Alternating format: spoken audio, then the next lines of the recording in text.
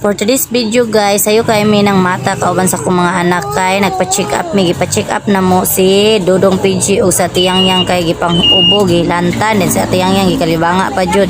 Si Dodong ubo sipon ug ilanat iya katiyang yang kay gilantan, gisipon kalibanga pa jud.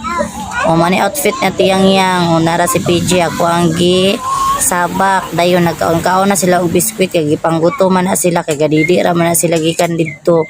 Dewa man na sila ng kaon og rice o nangayon na po sila og biskwit palitan na mo og biskwit kay namin tindahan di sa atbang. Manamig pa check up guys, wala na ko naka video dito sa sulod kay kuan kiat kaayo ang duha, gabantay ko sa duha ka bata o diri gipanggutom naman mi humana mo pa check up nang hapit mi og kalendarya na bisag na ngaon mi perting kiata ang duha o sige dagandagan nya dapin ra pa kay nagkalsada diha perting pagka highway ha. O ako po si maghungit ko magsige po og lantaw-lantaw nila, magsige po og tuyok-tuyok lantaw kay basig tuwa na sa kalsada nya ako kaon-kaon ra.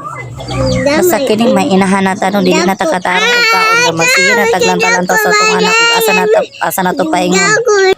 Labaw nagpareha ni akong anak ko nga kusog na kay mang lakaw nani abantayanan na kaayo kay mga tuo karsada unya samot nag highway inyo ang puy-an na mabalaw jud kag bantay di jud ka mahimutang.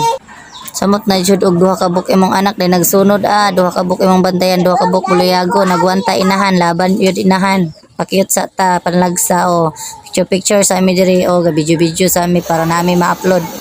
No, naginom na si Dodong og tambal day nagnibulize na pud siya kay giubo man na siya day nang ubho na siya hangakon man na siya liwat man na siya kay sa kuha kay gadidi man na siya sa kuha.